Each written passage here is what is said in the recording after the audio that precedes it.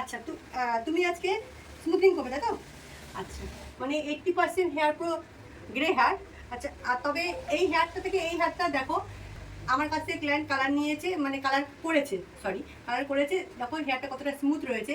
আর এই হেয়ারটা ডিফারেন্স আছে। তুমি বাড়িতে তুমি এর আগে, মানে আমার কাছে কালার করার আগে তুমি বাড়িতে কী কালার করতে? নিশা। আচ্ছা, শুনলে যে নিশা কালার করতো। যে কোনো কনজিউমার কালার কিন্তু হেয়ারের কথা প্রচন্ড কিন্তু হানিকারক হয়। কতটা হার্ড দেখো, এই হেয়ারে ইয়ে দেখো আর এই হেয়ারটা দেখো, ঠিক আছে? তবে আমি আজকে স্মুথনিং করতে এসে শুনলে আসছি রেজাল্ট নিয়ে, দেখি কতটা ফিনিশিং, মানে কতটা রেজাল্ট আনতে পারি।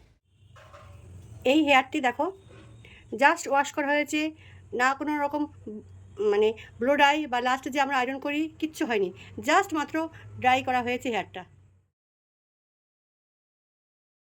যে কোনো বক্স কালার বা যে কোনো কনজিউমার কালার যে অ্যাপ্লাই করলে যে মানে এফেক্টটা, মানে স্মুথনিংয়ে, আফটার স্মুথনিংয়ে যে রেজাল্টটা পাওয়া যায়, আর প্রফেশনাল কালার বা ভার্জিন হেয়ার যে রেজাল্টটা পাওয়া যায়, সেটা কি বক্স কালার বা যে কোনো কনজিউমার কালার ইউজ করে কিন্তু সেই রেজাল্টটা কিন্তু আসে না। তবু যতটা সম্ভব চেষ্টা করেছি যে কাস্টমারকে অনেকটা কেয়ার নিয়ে, অনেকটা প্রোটেকশন দিয়ে স্মুথনিং করার চেষ্টা করেছি। দেখো তার রেজাল্টটা আজকে।